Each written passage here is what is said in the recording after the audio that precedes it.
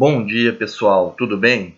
Bom, vamos dar continuidade aqui na nossa aula sobre a República Velha. Nós vimos anteriormente sobre a proclamação da República com Marechal Deodoro em 15 de novembro de 1889 e principalmente a forma que a proclamação da República acontece muito mais semelhante a um golpe do que uma revolução. Lembrando, porque ela não tem caráter revolucionário, porque ela não conta com participação da população. A, a proclamação da República Brasileira ela acontece a partir de uma articulação entre o Exército e o Partido Republicano Paulista.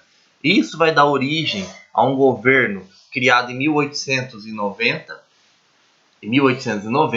na qual ficará conhecido como República da Espada, porque os dois primeiros presidentes brasileiros serão presidentes militares, como o Marechal Deodoro e o Floriano Peixoto. Aqui nós já abrimos, né, o slide, o PowerPoint, com uma imagem, né, de um dos principais movimentos que vão acontecer durante a Primeira República. Lembrando, a Primeira República vai de 1889 a 1930, ela se encerra com a Revolução de 30, liderada por Getúlio Vargas. Bom, durante esse período a gente já chegou a comentar, houve uma série de rebeliões e entre uma delas o cangaço, o banditismo. Então a gente abre esse slide, já esse PowerPoint, com uma imagem de Lampião Maria Bonita e seu bando. A República da Espada, pessoal. Bom, a derrubada da monarquia, sem participação popular, como já comentei com vocês, né? Grupos atuantes, militares, cafeicultores, profissionais liberais. Por que esses grupos participam da Revolução? Ambos tinham interesses peculiares. O exército ele buscava maior autonomia, os cafeicultores eles sonhavam com um federalismo no Brasil semelhante ao norte-americano, onde os estados tivessem uma maior autonomia, os estados pudessem realizar suas políticas econômicas, principalmente para a valorização do café. E os profissionais liberais eles buscavam principalmente a ascensão social, sem depender do favor de Dom Pedro II. Lembra quando eu comentei com vocês? Principalmente os cargos de juízes durante o Segundo Império, ele era indicado, não havia concurso. Então, para o profissional liberal, para aquele advogado que estudou, para ele conseguir se tornar um juiz, se tornar um promotor, ele ficava dependendo e muito do favor de Dom Pedro. Se ele tivesse acesso à corte, ótimo. Se ele não tivesse acesso à corte, ele seria um advogado para sempre. Ele não conseguiria ascensão na sua carreira. Bom, a revolução, o questionamento, não foi revolução, né? Não tem apoio popular, a população assiste bestializada, como nós já vimos. Ora, em alguns lugares do Brasil, eles vão descobrir que... Alguns lugares não, no interior do Brasil, eles vão descobrir que o Brasil se tornou uma república 15 dias depois. A própria população do Rio de Janeiro não sabia o que estava acontecendo. Para eles estava ocorrendo ali uma parada militar, apenas isso. A República no Brasil, ela não traz transformações significativas, não tem uma transformação na estrutura social. O rico continua rico, o pobre continua pobre. A única grande preocupação aqui, principalmente do Marechal Deodoro, é a defesa da ordem pública e a preservação da propriedade privada, principalmente, elemento característico do regime monárquico.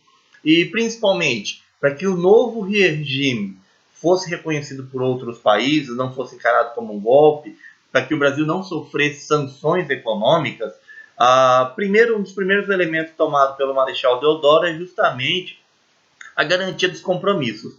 Ou seja, aquelas dívidas realizadas pela monarquia seriam pagas pela República, sem problema nenhum. Os acordos comerciais continuariam, as dívidas seriam pagas, ou seja, não mudou nada significativamente.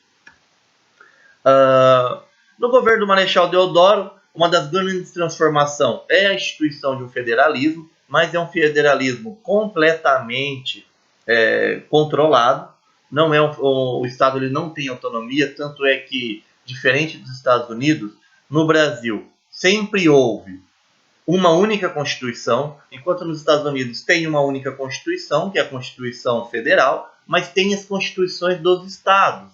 Por exemplo, o estado do Texas existe a pena de morte. No estado de Nova York não existe a pena de morte, mas existe a prisão perpétua.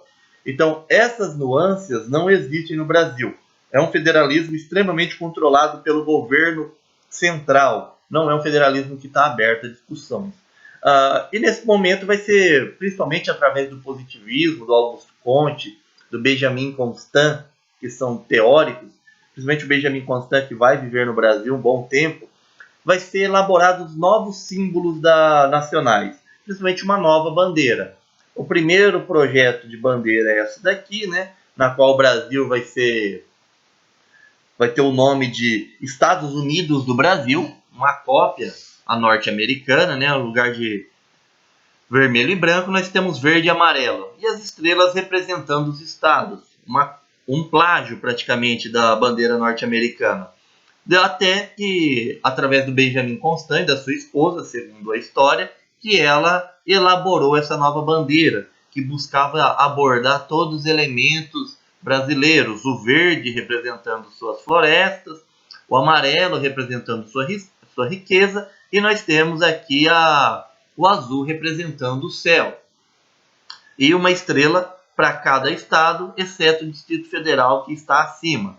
E, por fim, a elaboração do brasão da República, que nós temos uma espada aqui, significando força, ao centro, e temos um escudo. Então, e, claro, ramos de café do lado, a riqueza do Brasil, o Brasil como o único exportador de café do mundo e o maior produtor do mundo, e a força militar ao centro. O Deodoro da Fonseca, pessoal, ele vai ter uma grande preocupação, como eu já comentei com vocês, em industrializar o Brasil. E essa industrialização brasileira, ela vem principalmente através de uma política econômica idealizada pelo Rui Barbosa, na qual ele vai realizar uma série de tentativas, mas a principal dela é o encilhamento para que o Brasil se industrializasse. Como isso acontece? Bom, vamos lá. Primeiramente, entendendo que o Brasil deveria ser industrializado, que já tinha ocorrido uma revolução na Inglaterra há muito tempo, e nos Estados Unidos, o Rui Barbosa ele pretende fazer essa industrialização brasileira através de empréstimos. Ora, a indústria, para surgir, ela precisa de capital, precisa de um investimento inicial. E o que ele vai fazer? Ele vai permitir que todos os bancos brasileiros imprimam papel moeda, não será só a Casa da Moeda como é atualmente, todo banco pode imprimir e todo banco pode realizar empréstimos a juros baixíssimos. Bastava o indivíduo passar lá, eu quero fazer uma fábrica, ele inventava o endereço, o banco emprestava um rio de dinheiro para ele, esse indivíduo pegava o dinheiro, ele não tinha que comprovar onde ele está investindo esse dinheiro, não tinha ninguém que fiscalizasse a construção dessa indústria. Isso vai permitir, essa falta de fiscalização do governo federal, de acompanhamento desse dinheiro, vai fazer com que esse dinheiro acabe não sendo investido na indústria, esse dinheiro vai ser investido principalmente na agricultura, ou seja, o oposto do que o Rui Barbosa imaginava. Esse dinheiro vai ser investido na agricultura, a grande oferta de papel moeda no mercado vai fazer com que ocorra uma inflação, ou seja, a procura é maior do que a oferta, o preço sobe. As fraudes criadas por esses indivíduos que recebiam esse dinheiro e não geravam produção vai levar o Brasil à falência. Por que leva o Brasil à falência? Ora, o Rui Barbosa ele sabia que esse dinheiro iria gerar uma inflação. Era uma questão óbvia. Era fácil o governo prever isso. Mas ele acreditava que a hora que a produção industrial brasileira começasse, a indústria brasileira começasse a produzir, iria ter então uma oferta maior que a procura e o preço iria se estabilizar. Ora, é uma lógica simplista, mas realista. Isso é realmente o que acontece. Mas no momento dessas indústrias começarem a produzir, não houve produção, porque esse dinheiro não foi investido ali. Logo, o Brasil fale, principalmente na hora de receber esses empréstimos, a maioria desses devedores, eles desapareceram, eles sumiram pelo interior do Brasil, e o Brasil vai à falência. O Brasil, bom, se ele já enfrentou momentos críticos da economia, que nós vimos atualmente aí, com a inflação de 10%, na década de 80, uma inflação então super alta, né? Uma inflação acumulada que chegava a 2.000%, mas o Brasil sempre próximo à falência. Aqui, nesse momento, o Brasil fale. Com a política do encilhamento, o Brasil chega a falir. Não tem como o Brasil conseguir pagar sua dívida externa. O Brasil decreta moratória, um país falido. Mas na contramão também, desse governo, durante o governo do Marechal Deodoro, não existe só a falência econômica. Também tem as conquistas, supostas conquistas, vamos dizer assim. Bom, primeiramente, eu ainda não citei a separação entre Estado e Igreja. O Brasil vai se tornar um país laico. E uma das principais conquistas aqui é uma Constituição. A Constituição de 1891, que é a primeira Constituição republicana brasileira. A outra Constituição de 1824, escrita por Dom Pedro, era uma Constituição aristocrática, na qual Dom Pedro escreveu buscando defender os direitos imperiais e, principalmente, a elite aristocrata que convivia com ele na corte brasileira. Essa Constituição ela já vai tentar trazer uma certa... atribuir ao brasileiro uma ideia de cidadania, principalmente através do voto. Mas quem poderia votar nessa Constituição? Quem tinha o direito a votar à escolha? Bom, claro, uma Constituição elaborada por cafeicultores que buscavam defender seus interesses, logo eles conseguiram inserir esses interesses dentro dessa Constituição. Tanto é que quem pôde votar? Homens alfabetizados, maior de 21 anos, exclusão da maioria da população, pessoas analfabetas não poderiam votar, mulheres não poderiam votar, militares e membros do clero não poderiam votar. Então, ou seja, a grande maioria da população brasileira ela ficou totalmente sem direito político. Lembrando, aqui em 1800 e no final do século XIX, cerca de 90% da população brasileira era analfabeta. 90% da população brasileira não sabia ler e escrever. Então, eles não tinham direito a voto. Novamente, o sistema político brasileiro ele vai ficar restrito a um pequeno grupo. E os indivíduos que não se encaixavam nisso, eles acabavam sendo obrigados a votar em determinados candidatos através do voto de cabresto, que nós vamos ver mais adiante na próxima aula. Bom, devido às crises, o governo do Marechal Deodoro ele não tem uma grande longevidade, ele vai enfrentar uma crise política, vai acontecer uma eleição indireta pelo Congresso Nacional, numa disputa entre Deodoro da Fonseca, Marechal Deodoro, que já ocupava o cargo, Eduardo Vandercout, Prudente de Moraes e Floriano Peixoto. Pessoal, vale a pena apontar aqui uma observação que nesse momento se formavam-se chapas, não se formavam-se chapas, como acontece hoje na eleição, na qual você tem um presidente e um vice-presidente. Por exemplo, quem votou no Jair Bolsonaro votou no presidente, no general Mourão como seu vice. Nesse momento, você tem um voto para presidente e um voto para vice. Você poderia votar no Deodoro para presidente e poderia votar no Prudente de Moraes para vice, ou vice-versa. Não tem problema. Hoje que se forma uma chapa e hoje que você acaba elegendo um grupo de pessoas junto com seu candidato à presidência. Bom, o resultado dessa eleição era visível, né? O Deodoro ele não tinha força política para se manter no poder depois da crise econômica imposta pelo encilhamento político. Quem assume o poder vai ser o Floriano Peixoto, conhecido como Marechal de Ferro, devido à forma que ele vai atuar em relação a grupos armados. Tanto é que ele vai enfrentar a primeira revolta da Armada, que é uma revolta organizada pelos segmentos da Marinha, que ameaçava atacar o Rio de Janeiro, bombardear a cidade do Rio de Janeiro, com a proposta de perdão e de anistia, a revolta da Armada ela acaba, mas só que ele acaba julgando e condenando todos os membros que participaram dela. Ele vai utilizar, devido ao autoritarismo dele e à inabilidade política, ele fecha o Congresso, ele vai utilizar medidas já anticonstitucional, vai mandar prender seus opositores. Então, Floriano Peixoto, ele já começa, apesar de ele ser o segundo presidente brasileiro, ele não vai principalmente levar o Brasil ou fazer com que o Brasil caminhe em sentido à democracia. Justamente o contrário. Como segundo presidente da República, ele acaba estabelecendo no Brasil uma ditadura, mantida através da força. Bom, como eu já comentei com vocês, o Marechal de Ferro, ele vai fazer uma reabertura do Congresso após a sua ascensão política. Ele vai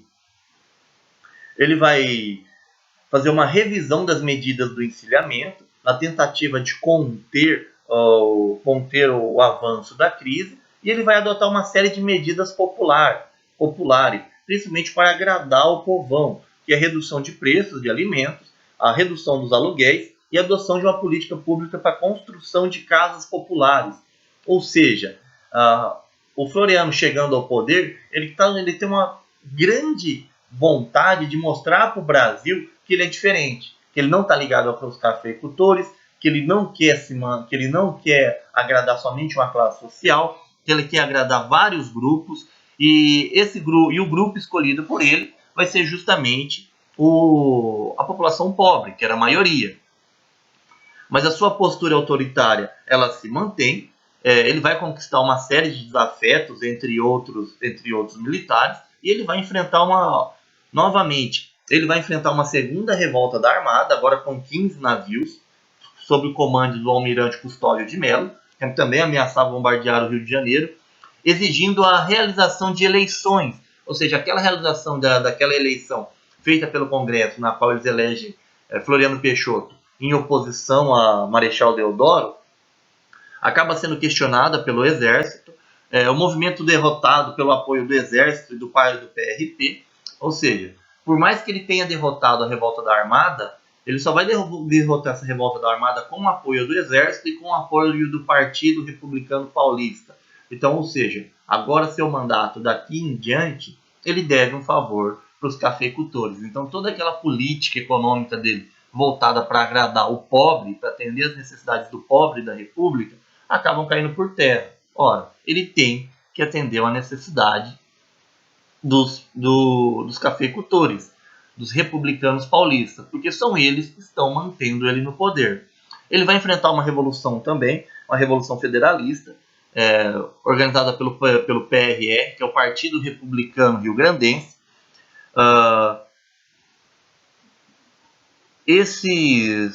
Principalmente, a Revolução Federalista, ela exigia que o Brasil realmente se tornasse uma federação, que houvesse autonomia para os estados e que houvesse a revogação da Constituição e uma elaboração de uma Constituição que realmente atendesse a população brasileira, que permitisse que o brasileiro tivesse principalmente acesso à democracia, que o brasileiro pudesse votar, e não que a escolha de um presidente, dos governadores, ficasse restrito somente a um grupo social, os alfabetizados, que geralmente estavam associados à elite produtora de café.